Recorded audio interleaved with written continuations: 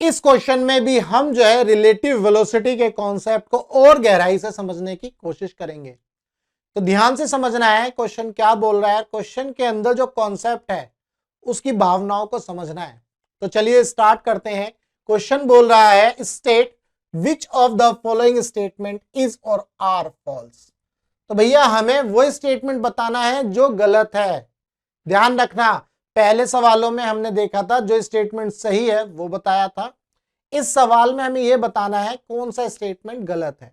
तो इस टाइप के सवाल भी आपके एग्जाम में आ जाते हैं। तो पहले हम ए ऑप्शन पढ़ेंगे और एक एक करके इन सवालों को करेंगे।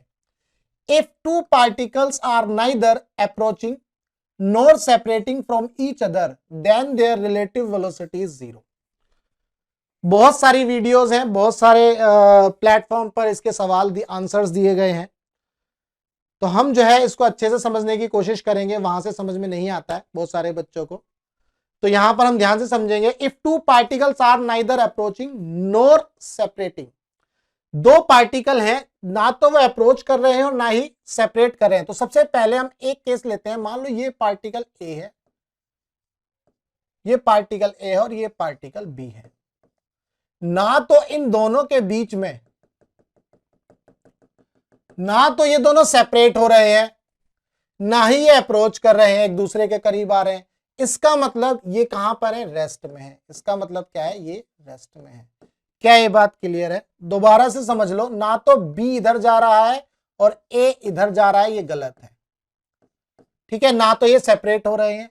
अब एक और बना लो समझने के लिए, ना तो ए इधर आ रहा है और ना ही बी इस डायरेक्शन में जा रहा है, ये भी गलत है। तो इसका मतलब ये हुआ कि ना तो ये अप्रोच कर रहे हैं, ग्रीन कलर से देख लेना, ना ही ये सेपरेट हो रहे हैं, व्हाइट कलर से देख लेना। इसका मतलब ए और बी किस में है, रेस्ट में। तो जब ए और बी रेस्ट में है तो velocity of A with respect to B निकालोगे तो तुम्हें क्या मिलने वाली है, 0। क्या ये बात क्लियर है?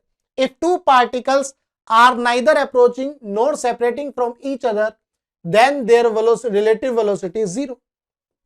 एक तो भैया ये केस देख लिया।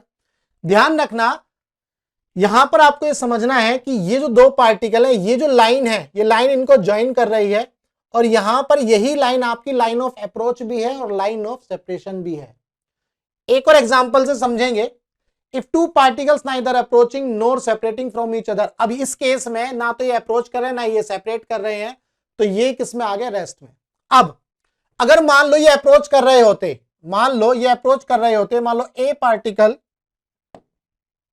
मान लेते हैं भाई थोड़ा सा इस तरह से ले लेते हैं। मान लो ए अप्रोच कर रहा है, बी अप्रोच कर रहा है, ए अप्रोच कर रहा है, बी अप्रोच कर रहा है। दोनों की वेलोसिटी मान लो 10 ले ली हमने, सेम ले ली। तो यहां पर अगर आप रिलेटिव वेलोसिटी निकालते, velocity of A with respect to B, तो 20 आ जाता। तो इसका मतलब ये तो 0 नहीं होता। क्या ये बात क्लियर है? बट क्वेश्चन में बोला ये अप्रोच नहीं कर रहे हैं, ध्यान से समझना, और ना ही ये सेपरेट करते। इसका मतलब सेपरेशन वाला और अप्रोच वाला ऑप्शन खत्म ही है यहां पर। और सेम वेलोसिटी होगी तो आपको पता चल ही रहा है कि ये तो 0 होगा ही नहीं, ये तो 0 होगा ही नहीं। चलो अब हमें दूसरा ऑप्शन देखना है। ये तो वो हो गया, ये वाला केस था, ना अप्रोच कर रहे हैं ना ही सेपरेट हो रहे हैं। ध्यान रखना, एक तो ये केस हो गया, ये वाला नहीं है। ये केस जो है ऊपर मैंने जो बनाया है, ना तो ये अप्रोच करे ना ही सेपरेट करे, इसका मतलब रेस्ट में है, बिल्कुल करेक्ट है। तो रिलेटिव वेलोसिटी 0 है। तो बहुत सारे बच्चे तो इसको लगाकर आ जाएंगे, सही है। अब एक और ऑप्शन है भैया, ध्यान से समझेंगे। मान लो एक ऑब्जेक्ट अब आपकी ये है। क्या ये बात क्लियर है? एक ऑब्जेक्ट आपकी ये है और इसकी वेलोसिटी ये है, मान लो। ठीक है भाई, और आपकी दूसरी ऑब्जेक्ट, एक दूसरी ऑब्जेक्ट भी बना लेते हैं, मान लो वो ये है। ठीक है, और इसकी वेलोसिटी ये है। तो ये है वेलोसिटी ऑफ ए, ये है वेलोसिटी ऑफ बी। क्या ये बात क्लियर है? इनके सेंटर को मिला देंगे तो ये हमारी लाइन होती है लाइन ऑफ ज्वाइनिंग। क्या ये बात क्लियर है? Line of joining. जब हम वेलोसिटी ऑफ अप्रोच या वेलोसिटी ऑफ सेपरेशन पढ़ते हैं तो वहां पर एक और कॉन्सेप्ट पढ़ते हैं, क्लोजेस्ट डिस्टेंस ऑफ अप्रोच। तो ध्यान से समझेंगे। तो हम इसको जब सॉल्व करते हैं तो मैं ए को मान लो रेस्ट में बनाना है, तो ए को रेस्ट में बनाना है तो मैं एक जितना ए है इस डायरेक्शन में उतना ही मैं इस डायरेक्शन में बना दूंगा। तो ये कैंसिल आउट होकर के वेलोसिटी ऑफ ए जो है, यानी कि ये तो रेस्ट में आ गया। अब इतना ही ए मुझे यहां पर ऐड करना होगा और सेम डायरेक्शन में ऐड करना होगा। क्या ये बात क्लियर है? तो ये आ गया -a। अब इन दोनों का अगर मुझे रिजल्टेंट निकाल के ये समझाना पड़े, अगर मुझे इन दोनों का रिजल्टेंट निकाल करके आपको समझाना पड़े, तो ये इन दोनों का रिजल्टेंट आ जाएगा भाई। This is the velocity of A with respect to B. क्या ये बात क्लियर है? अब हम इस लाइन को आगे ड्रॉ करेंगे। इस केस में ये वाली जो लाइन है यही है आपकी लाइन ऑफ अप्रोच और लाइन ऑफ सेपरेशन। अब चूंकि हम क्या करेंगे, इस बी ए से एक लाइन परपेंडिकुलर ड्रॉ करेंगे। कॉन्सेप्ट समझा रहा हूं तो ध्यान से समझना है। ये लाइन परपेंडिकुलर ड्रॉ कर दी। ये जो डिस्टेंस है आपकी, मान लो ये जो ग्रीन कलर की है, क्लोजेस्ट डिस्टेंस ऑफ अप्रोच, ऐसा कर देते हैं, डी मिनिमम कर देते हैं ये। क्या ये बात क्लियर है? ये क्लोजेस्ट डिस्टेंस ऑफ अप्रोच है, यानी कि ये जो ए है ये रेस्ट में है, तो बी ऐसे ऐसे मूव कर रहा है, तो ये वाली जो लाइन हो गई ये होगी लाइन ऑफ अप्रोच। इसके बाद यानी कि यहां से यहां तक तो ये हो गई आपकी लाइन ऑफ अप्रोच, और ये क्या हो गई, लाइन ऑफ सेपरेशन। ये ध्यान रखना है। तो लाइन ऑफ अप्रोच कहां तक है, जब ये क्लोजेस्ट डिस्टेंस तक पहुंचेगा, उसके बाद ये दूर जाना शुरू होगा तो लाइन ऑफ सेपरेशन। तो ये अप्रोच हो गया और ये सेपरेशन हो गया। बट ये अप्रोच और सेपरेशन के केस में यहां कोलिजन नहीं हो रहा। जैसे इस केस में तो या तो ये अप्रोच करते तो कोलाइड कर जाते, सेपरेट करते तो दूर दूर हो जाते। तो जिस डायरेक्शन में अब यहां पर ना तो ये ए तो मूव नहीं कर रहा, तो सिर्फ क्या मूव कर रहा है, बी मूव कर रहा है। बी मूव कर रहा है along the line of separation और along the line of approach. B move नहीं कर रहा, बी आपका मूव नहीं कर रहा। इस केस में ये दोनों एक ही लाइन में है। दैट मींस यहां पर और यहां पर ये जो लाइन बोल रही, ना तो ये अप्रोच कर रहे हैं और ना ही ये सेपरेट कर रहे हैं। ये क्लोजेस्ट डिस्टेंस ऑफ अप्रोच में ये परफेक्टली इस तरह से आप समझ सकते हो। इस वाले केस में आप ये जो दोनों थे परफेक्टली ना तो ये अप्रोच कर रहे थे और ना ही सेपरेट हो रहे थे, क्योंकि इनकी लाइन ऑफ ज्वाइनिंग और लाइन ऑफ अप्रोच सेम थी। यहां पर लाइन ऑफ ज्वाइनिंग अलग है और लाइन ऑफ सेपरेशन अलग है। अगर ये लाइन उठ करके यहां आ जाती तो ये सेम लाइन में ही अप्रोच करते और सेपरेट होते। तो इस केस में भी आप देख रहे हो कि यहां पर लाइन ऑफ अप्रोच या लाइन ऑफ सेपरेशन में ए तो कहीं आ ही नहीं रहा है पिक्चर में, सिर्फ आपका बी आ रहा है। क्या ये बात क्लियर है? तो यहां पर अब पढ़ते हैं इसे। फिर if two particles are neither approaching और नॉट सेपरेटिंग, तो दोनों पार्टिकल ना तो अप्रोच हो रहे और ना ही सेपरेट हो रहे हैं, तो भैया दोनों की जो वेलोसिटी अलग अलग है, यानी कि वेलोसिटी की डायरेक्शंस अलग अलग हैं। जब वेलोसिटी की डायरेक्शंस अलग अलग हैं तो आपको रिजल्टेंट वेलोसिटी यानी कि रिलेटिव वेलोसिटी जीरो कतई नहीं मिलने वाली। Velocity of A with respect to B इस केस में जीरो नहीं मिलने वाली। दैट मींस दो ही कंडीशन है, यानी कि रेस्ट वाली कंडीशन में आपको रिलेटिव वेलोसिटी जीरो मिल जाएगी, लेकिन इस केस में भाई रेस्ट है, ना तो अप्रोच कर रहे और ना ही सेपरेट हो रहे। यहां पर भी ना तो अप्रोच कर रहे और ना ही सेपरेट हो रहे, क्योंकि बी रेस्ट में है, सॉरी ए रेस्ट में कर दिया है हमने। तो इस केस में भी ना तो अप्रोच हो रहे हैं ना ही सेपरेट हो रहे हैं, लेकिन इनकी जो रिलेटिव वेलोसिटी है वो जीरो नहीं है, क्योंकि यहां पर जो डायरेक्शन है वो डिफरेंट है। यहां पर जो डायरेक्शन है वो क्या है, डिफरेंट है। क्या ये बात क्लियर है? ये इसका करेक्ट एक्सप्लेनेशन था। बहुत सारी वीडियोस में आपको बोल दिया जाएगा डायरेक्शन डिफरेंट होती है इसीलिए जो है रिलेटिव वेलोसिटी जीरो नहीं हो सकती, बट वो कैसे हुई वो मैंने यहां पर एक्सप्लेन करी है। तो ये था हमारा ए ऑप्शन, तो इसका मतलब ए ऑप्शन हमारा गलत है। क्या ये बात क्लियर है? अब बात करते हैं बी की। तो हमने तो ए ऑप्शन पढ़ लिया भाई, अभी ए ऑप्शन देख लिया। अब हम बी की बात करते हैं। If relative velocity of particle B with respect to A is v1, तो बी यहां पर लिखते चलेंगे हम। अब बी ऑप्शन की बात करेंगे। बोल रहा है if relative velocity of particle B with respect to A, that means vb minus va is equal to कितना है, v1 है। क्या ये बात क्लियर है? बहुत बढ़िया। Relative velocity of particle c with respect to b, that means vc minus vb is equal to v2। क्या ये बात क्लियर है? बहुत बढ़िया। ठीक है, आगे। And particle A moves with velocity v0। अगर मान लो ये जो va है ये किस वेलोसिटी से मूव कर रहा है, v0 वेलोसिटी से, तो यहां करेंगे इसको आगे। va जो है किस वेलोसिटी से मूव कर रहा है, v0 वेलोसिटी से मूव कर रहा है।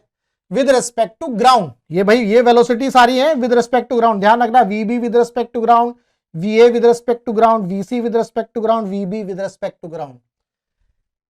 तो हमें यहां तक पढ़ लिया with respect to ground. Then the velocity of C with respect to ground cannot be zero. तो हमें वेलोसिटी ऑफ सी निकालनी है विद रिस्पेक्ट टू ग्राउंड। तो यहां से हम क्या करेंगे, पहले हम वेलोसिटी ऑफ बी निकाल लेंगे, तो ये कितना आ जाएगा v1 प्लस वी ए। क्या ये बात क्लियर है? चलो भाई, तो अब यहां से हम vc निकालते हैं, vc is equal to v2 plus vb। अब यहां पर मैं लिखता हूं v2 और vb हमने ऊपर निकाला है, v1 प्लस va, तो ये आ गया आपका vc। अब एक चीज बताओ, क्वेश्चन के हिसाब से बोल रहा है कि जो vc है जीरो कभी नहीं होगा, vc जीरो कभी नहीं होगा। इसको अगर ध्यान से देखें तो v1 फिक्स है, देखो v1 relative velocity of particle C, v1 fix है, v2 भी फिक्स है, और va हमारा क्या है v नॉट के, और v नॉट के इसको भी v नॉट कर दो भाई, ये भी फिक्स है। तो आपको ऐसा देख करके लग रहा है कि भैया vc जो है जीरो नहीं हो सकता, vc जो है जीरो नहीं हो सकता। बट माय फ्रेंड ध्यान से समझो इसको, जो ये जो है ना, ये देखो ये लिखा है नॉन जीरो, ये नॉन जीरो है, तो इसका मतलब vc जो है ये नॉन जीरो तो होगा। vc जो है सॉरी, ये जितनी भी वैल्यूज है v2 v1 v2 and v not, ये सभी क्या है नॉन जीरो, ये सभी क्या है नॉन जीरो। तो क्वेश्चन में बोल रहा है कि जो vc है वो जीरो नहीं हो सकता। भाई ऑफ कोर्स ही बात है, अगर ये तीनों जो है नॉन जीरो होंगे तो vc हमारा जीरो नहीं हो सकता। बट आपको ये ध्यान रखना है, क्वेश्चन के अंदर ये बोल रहा है नॉन जीरो, यहां पर ये नहीं बोल रहा कि ये पॉजिटिव है या नेगेटिव है। भाई वेलोसिटी क्या है, वेक्टर क्वांटिटी। अब वेलोसिटी वेक्टर क्वांटिटी है तो वो पॉजिटिव भी हो सकती है, नेगेटिव भी हो सकती है। फॉर एग्जांपल ये अरेंजमेंट कुछ इस टाइप से बन जाता, मैं आपको बता, मान लो v2 10 है, v2 10 है, और ये मान लो ये -5 है, ये भी -5 है, तो आंसर जीरो आ जाता। भाई ये अरेंजमेंट कुछ इस टाइप से बन जाता, v1 आपका 5 होता, v नोट आपका 5 होता, तो v2 आपका क्या आ जाता 10। क्या ये बात क्लियर है? भाई इनके जो मैग्नीट्यूड है, इनके जो मैग्नीट्यूड है वो क्या है, इनके जो मैग्नीट्यूड है वो हो सकता है सेम हो जाते, लेकिन डायरेक्शंस क्या होती अलग। तो यहां पर वेलोसिटी वेक्टर क्वांटिटी होने की वजह से ये पॉजिटिव भी हो सकते हैं, नेगेटिव भी हो सकते हैं। जरूरी नहीं है मैं इस तरह से लिख रहा हूं, हो सकता है ये -3 लिख लो, इस कॉम्बिनेशन को ऐसे भी कर सकते थे तुम। यहां पर लिख लेते हैं, मान लो, चलो यहां लिख देता हूं -10, मान लो 10 है, देन -3 -7 भी हो सकता है, ये भी कॉम्बिनेशन हो सकता है। तो भाई ये तो कुछ भी हो सकता है इनके मैग्नीट्यूड सेम ना हो, तो ये मैग्नीट्यूड देखो किसी का भी सेम नहीं है, डिफरेंट है। आप मुझसे सवाल कर सकते हो सर इनके मैग्नीट्यूड तो डिफरेंट है, तो लो डिफरेंट हो गए, बट आंसर तो जीरो आ गया। क्या ये बात क्लियर है? तो इसका मतलब ये है कि यहां पर जो वेलोसिटीज है वो वेक्टर क्वांटिटी है, ना कि स्केलर क्वांटिटी। क्वेश्चन में बोला गया नॉन जीरो है, बट ये नहीं बोला गया कि ये पॉजिटिव है, नॉन नेगेटिव नहीं है, ये नहीं बोला। ये पॉजिटिव भी हो सकती है, नेगेटिव भी, क्योंकि वेलोसिटी कैसी क्वांटिटी, वेक्टर। तो इसका मतलब आपका बी ऑप्शन भी गलत हो जाता है। क्या ये बात क्लियर है? तो आपका बी ऑप्शन जो है गलत हो गया। अब हम आगे बढ़ते हैं सी ऑप्शन के पास। सी ऑप्शन बोल रहा है 4 डॉग्स हैं, 4 dogs are running along a line in same direction such that each is running relative to dog in front of him. भाई each is running relative to dog in front of him with equal speed such that the each is running relative to dog in front of him with equal speed.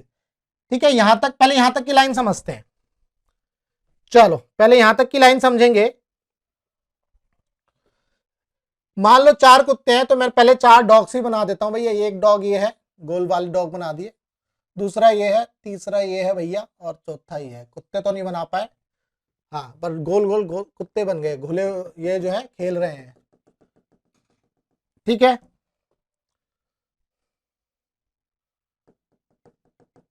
ठीक है भाई, ये आपका first, ये second, और ये third, और ये फोर्थ। चलो तो ध्यान से समझेंगे। बोल रहा है कि 4 dogs are running along a line in the same direction such that each is running relative to dog in front of him with equal speed. इसका मतलब क्या है? मान लो ये v1 की वेलोसिटी है, ये v1 है, ये v2 है, ये v3 है और ये v4 है। क्या ये बात क्लियर है? अब ये बोल रहा है अगर मैं वेलोसिटी ऑफ 2 निकालूंगा विद रिस्पेक्ट टू 1 तो वो आएगा v2 माइनस v1। सिमिलरली अगर मैं निकालूंगा v4 विद रिस्पेक्ट टू 3 तो v4 माइनस v3। क्या ये बात क्लियर है? तो यही क्वेश्चन में बोला है such that each is running relative to dog in front of him with equal speed. Relative velocity of 2 with respect to 1, क्योंकि इन फ्रंट ऑफ 2 का है 1 है तो v21 is equal to v2 minus v1। Similarly 4 के आगे कौन है? 3, तो 4 विद रिस्पेक्ट टू 3 तो v4 माइनस v3। यहां तक की बात हमने समझ ली है। आगे then the rate of separation between the third and the first dog is same as that of the fourth and second dog. तो क्या बोल रहा है? Rate of separation between the first and third and second and fourth. देख लो एक बार फिर से। Then the rate of separation between the third and first and second and fourth, that of fourth and second. तो इसको समझेंगे।